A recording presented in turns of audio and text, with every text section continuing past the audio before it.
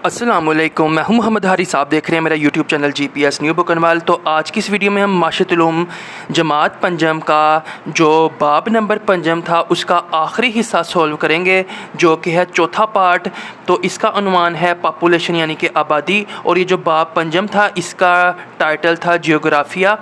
तो इसके अंदर 4 मुख्तलिफ़ तरह के असबाक दिए गए थे। हर सबक से जो है उसके आगाज़ के बाद जो है ऐसा लॉज भी अलहदा थे। तो आज हम बाब पंजम का बिल्कुल आखिरी जो सबक है, आखिरी पार्ट है, उसको हल करेंगे। अगर आप मेरे चैनल पर नए हैं तो चैनल को सब्सक्राइब करके बेल आइकन पर टैप कर लें, ताकि जब भी मैं कोर्स से रिलेटेड किसी भी किताब की कोई वीडियो अपलोड करूँ उसका नोटिफिकेशन आप तक सबसे पहले खुद ब खुद पहुँच जाए। बिना टाइम ज़ाया किए हम जल्दी से अपनी आज की वीडियो का आगाज़ करते हैं। तो सबक के आगाज़ के बाद, जिसका नाम है आबादी यानी कि पॉपुलेशन, पहला सवाल हमेशा की तरह हमारे पास है, सोचें और जवाब दें। तो इसमें हमारे पास जो पहला सवाल पूछा गया है वो है मरदमशुमारी से क्या मुराद है। तो मरदमशुमारी से क्या मुराद है, जवाबात मैंने आपके लिए हमेशा की तरह रेडी कर रखे हैं। जमात पंजम जोग्राफिया इस बाब का नाम था। इस जो आज की हमारी स्टोरी या सबक या लेसन है उसका नाम आबादी है। तो इसके जवाबात मैंने आपके लिए रेडी कर रखे हैं। सबसे पहला वो सवाल है कि मरदमशुमारी से क्या मुराद है। तो मुल्क के तमाम घरों और उनमें रहने वाले लोगों की सरकारी तौर पर गिनती मरदमशुमारी कहलाती है। इससे हुकूमत को पता चलता है कि मुल्क में कुल कितने लोग, बच्चे और बुज़ुर्ग रहते हैं। ये है हमारे पास मरदमशुमारी से क्या मुराद है। इसकी छोटी सी तारीफ़ या तारुफ़ जिसको आप नोट कर लें अपनी किताब के ऊपर वीडियो को रोक कर, या फिर आप स्क्रीनशॉट लेकर इसको बाद में भी नोट कर सकते हैं। अगले सवाल में सबसे पहले उसने पूछा कि पाकिस्तान की हालिया आबादी कितनी है। फिर उसने पूछा है कि गुज़िश्ता सालों में होने वाली मरदमशुमारी के मुताबिक पाकिस्तान की आबादी का ग्राफ बनाएं। तो सबसे पहले हम बताएंगे कि पाकिस्तान की हालिया आबादी कितनी है। तो तकरीबन 24.15 करोड़ के करीब पाकिस्तान की हालिया आबादी है। तो ये आप यहाँ पर देख सकते हैं, ये पहले हिस्से का जवाब है। पाकिस्तान की हालिया आबादी 2023 की मरदमशुमारी के मुताबिक तकरीबन 24 करोड़ 15 लाख, यानी कि यहाँ फिर 24.15 करोड़। ये हमारे पास पहले सवाल का जवाब हो गया। अब हमने बताना है कि जो पाकिस्तान की आबादी का ग्राफ है गुज़िश्ता सालों में होने वाली मरदमशुमारी के मुताबिक, तो वो आप कुछ इस तरह से बताएंगे कि 1951 में हमारे पास इतनी आबादी थी 50 मिलियन, फिर 1961 में हमारे पास इतनी थी, 1972 में इतनी थी, और लास्ट में 2023 में हमारे पास जो है इतनी आबादी है। ये हमने मिलियन में बताया है। इसको भी आप जो है ग्राफ को नोट कर सकते हैं। जब आप पेपर में ये ग्राफ बनाएंगे तो आप कुछ इस तरह के जो ब्लू बॉक्सेस हैं वो ड्रा करेंगे। आपको ये 3D और नीचे ये पिक्चर्स ड्रा करने की ज़रूरत नहीं है। सिर्फ आप जो है दाएं बाएं, जैसे ये राइट और बॉटम है तो ये ग्राफ हमारे पास लेफ़्ट और बॉटम में तैयार किया गया है, तो बस ये फ़र्क आएगा। आगे हम चलते हैं। अगर हमें सबक के अंदर कोई मज़ीद सरगर्मी नज़र आई तो उसको हम सोल्व करेंगे, नहीं तो सीधा मशक की तरफ चलेंगे। तो हमारे पास कोई भी सरगर्मी देखने को नहीं मिली, और सीधा हम जब मशक में आते हैं तो मशक में हमारे पास जो टाइटल है वो है मेरे करने के काम। और इसमें हमारे पास पहला सवाल है, दिए गए सवालात के मुख्तसर जवाब तहरीर करें, और 3 छोटे छोटे हमारे पास सवालात मौजूद हैं। पहला सवाल है हमारे पास आबादी में इजाफे की शरह से क्या मुराद है, यानी कि ग्रोथ रेट क्या होता है, ये हमने जो है बताना है। तो अगर हमेशा की तरह मैं आपके साथ शेयर करूं कि ये किताब में कौन से हिस्से में पूछा गया है, तो सबक शुरू होने के फ़ौरन बाद पहले सफ़े पर ही आबादी में इजाफे की शरह के बारे में बताया गया है। लेकिन जो है मैं हर सवाल को आपके सामने जो है टाइप करके शेयर करता हूं, ताकि कोई कमी बेशी, कोई मुश्किल लफ्ज़ जो हो उसको मैं रिप्लेस करके आसान बना सकूं। तो आबादी में इजाफे की शरह, जिसे इंग्लिश में ग्रोथ रेट कहते हैं, से क्या मुराद है। छोटा सा जवाब है, किसी मुल्क या इलाके की आबादी में सालाना इजाफा आबादी की शरह कहलाता है। तो छोटा सा जवाब है, इसको भी आप जो है नोट कर लें वीडियो को रोक कर, या फिर आप इसका स्क्रीनशॉट ले लें, उसको बाद में नोट कर सकते हैं। तो पहले सवाल के बाद हमारे पास दूसरा जो पार्ट है मुख्तसर सवालात में, आबादी की गुंजानियत यानी कि पॉपुलेशन डेंसिटी किसे कहते हैं। गुंजानियत से मुराद है कि लोगों का हजूम जो है, अगर इसको हम प्रॉपर वे में लिखें तो ये हमारे पास जो डेफिनेशन बनेगी वो मैं आपको बाद में दिखाऊंगा। पहले मैं आपको सबक से बता दूं कि ये सवाल कहाँ से पूछा गया है। तो ये आबादी में इजाफे की शरह के नीचे ही आबादी की गुंजानियत है। तो वीडियो लंबी हो जाएगी, ये आप पैराग्राफ खुद पढ़ सकते हैं। इसी में से मैंने जवाब आपके लिए जो है तैयार कर रखा है, जो कि आसान अल्फाज पर मुश्तमिल होगा और इसको आप आसानी से समझ सकेंगे। बिल्कुल 1.5 लाइन का 1 लाइन का जवाब है। 1 मुरबा किलोमीटर रकबे में बसने वाले अफराद की तादाद आबादी की गुंजानियत कहलाती है। मिसाल के तौर पर हम एक जो है ये एक इलाका लेते हैं, कोई इस तरह का स्क्वायर, जिसकी नीचे 1 किलोमीटर इसकी बेस है, 1 किलोमीटर ये दाएं तरफ, 1 किलोमीटर बाएं तरफ ऊपर और 1 किलोमीटर बाएं तरफ। इसके अंदर अब जितने लोग रहते होंगे ना, उसको हम कहेंगे कि ये आबादी की गुंजानियत है। दोबारा से पढ़ लें, 1 मुरबा किलोमीटर रकबे में बसने वाले अफराद की तादाद आबादी की गुंजानियत कहलाती है। बिल्कुल आसान जवाब है। बड़ी क्लासेस में जाके आप इसको उम्मीद है मज़ीद तफसील से पढ़ेंगे तो ये आबादी की गुंजानियत की तारीफ़ आपके लिए। आगे हमारे पास आखिरी सवाल है, आबादी की गुंजानियत किस तरह मालूम की जा सकती है। तो हमने इंट्रोडक्शन ले लिया आबादी की गुंजानियत का। अब हमने ये बताना है कि ये किस तरह मालूम की जा सकती है। बिल्कुल ये नक्शे के नीचे हमें बताया गया है कि अगर आपने आबादी की गुंजानियत मालूम करनी है तो अफराद की तादाद को कुल रकबे पर तकसीम करना है आपने, तो हमें आबादी की गुंजानियत मालूम हो जाएगी। मिसाल के तौर पर अब ये अगर इस तरह के मेरे पास 4 डिब्बे हैं तो 4 स्क्वायर किलोमीटर जो है रकबा बन जाएगा। और इसके अंदर अगर 1 लाख लोग रह रहे हैं तो 1 लाख को मैं 4 पर तकसीम कर दूंगा। तो इस तरह से जो जवाब आएगा वो आबादी की गुंजानियत होगी इन 4 डिब्बों के अंदर जो आबादी है उसके लिए। तो इसका प्रॉपर जो जवाब है वो हम कुछ इस तरह से लिखेंगे। आबादी की गुंजानियत किस तरह मालूम की जा सकती है। अफराद की तादाद को कुल रकबे पर तकसीम करने से आबादी की गुंजानियत मालूम की जा सकती है। मिसाल के तौर पर लाहौर शहर की अगर हमने आबादी की गुंजानियत मालूम करनी है तो सबसे पहले हम देखेंगे लाहौर शहर का रकबा कितना है और फिर हम देखेंगे लाहौर शहर के अंदर टोटल आबादी कितने करोड़ है। ठीक है, तो फिर हम जो है अफराद की जो तादाद है उसको हम ऊपर रखेंगे और जो कुल रकबा है लाहौर का वो हम बटे के नीचे रखेंगे और जो जवाब आएगा वो हमारे पास आबादी की गुंजानियत मालूम हो जाएगी। तो ये आप इस सवाल को नोट कर लें, बेहद आसान है। तो आबादी की गुंजानियत मालूम किस तरह की जा सकती है। इसके साथ ही हमारे पास जो पहला सवाल था मेरे करने के काम वो ख़त्म हुआ। सवाल नंबर 2 की तरफ जब हम चलते हैं तो ये हमारे पास तफसीली सवालात हैं। दिए गए सवालात के तफसीली जवाब तहरीर करें। पहले हमारे पास ऐसे कौन से अवामिल हैं जो पाकिस्तान की आबादी में इजाफे का बायस हैं। तो ऐसी हमने वो बातें बतानी हैं जिनकी वजह से पाकिस्तान की जो आबादी है वो रोज़ बरोज़ जो बढ़ रही है।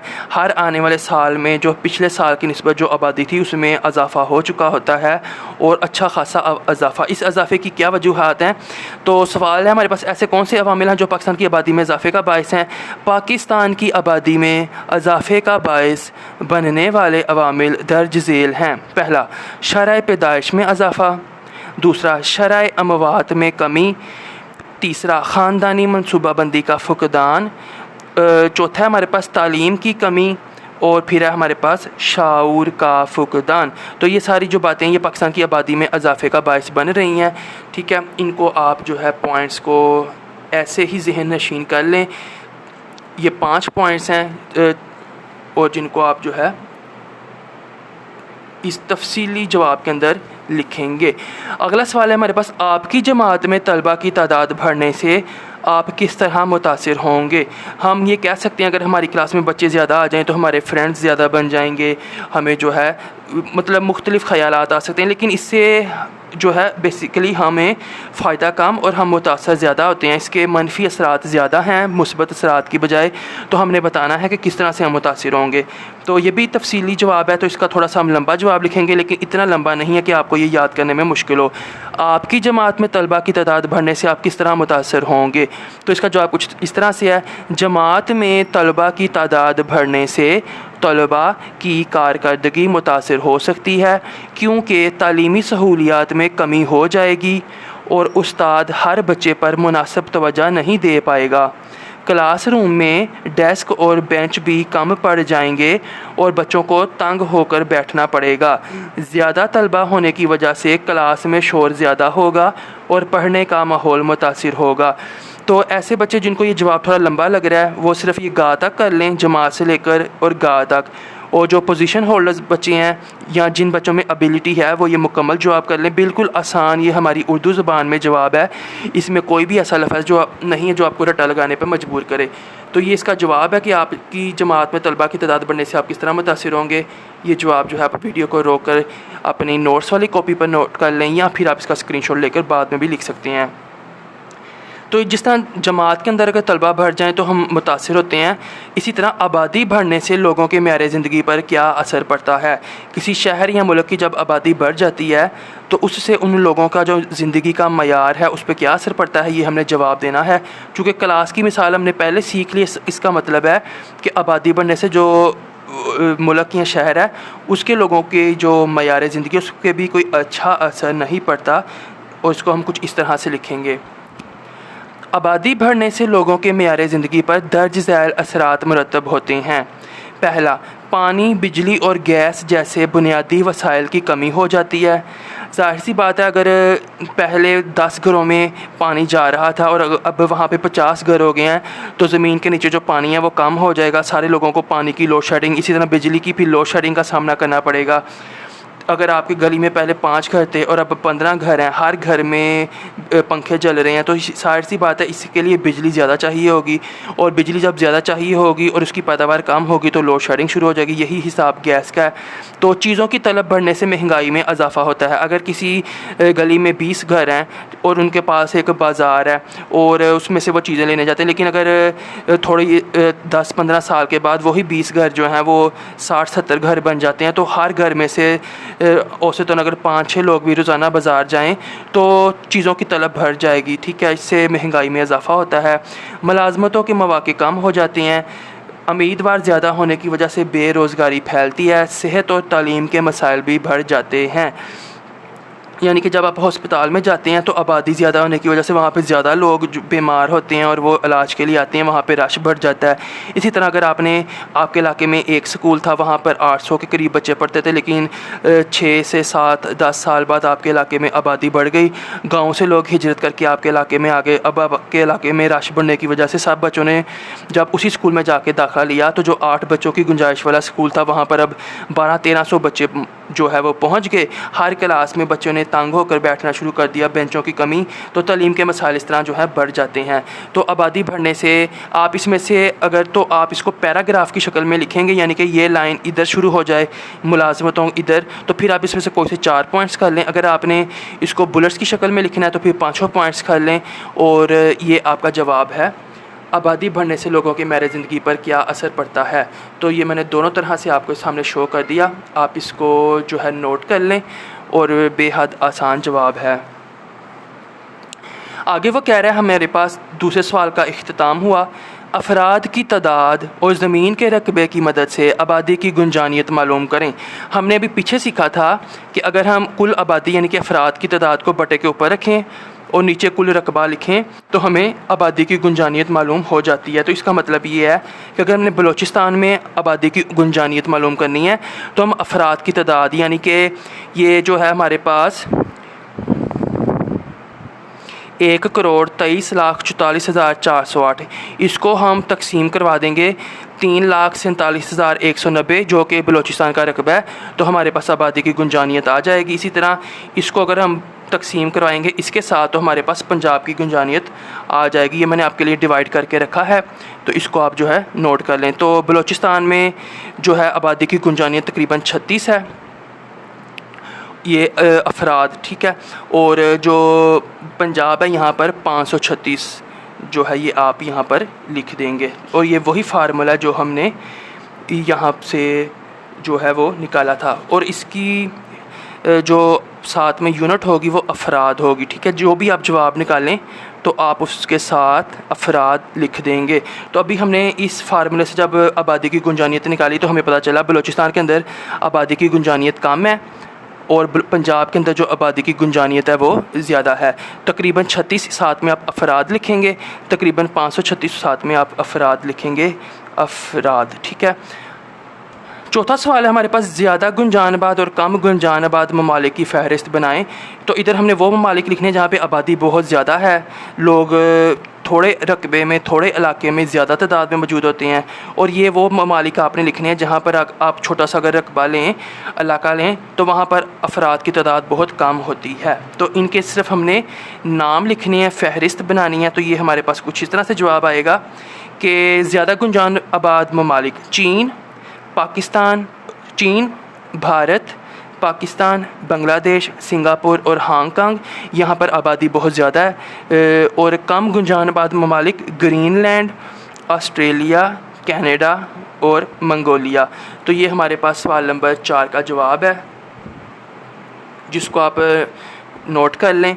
और आगे हम चलते हैं तो हमारे पास सवाल नंबर 4 के बाद हमारे करने के काम में ऐसे कौन से अवामिल हैं जो दुनिया की आबादी में इजाफे का बायस बन रहे हैं, इन अवामिल को निकात की सूरत में तहरीर करें।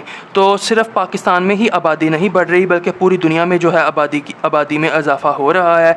तो हमने जो है इसकी जो वजूहात हैं, जो अवामिल है, वो हमने बताना है कि पूरी दुनिया में आखिर आबादी क्यों ज़्यादा बढ़ रही है।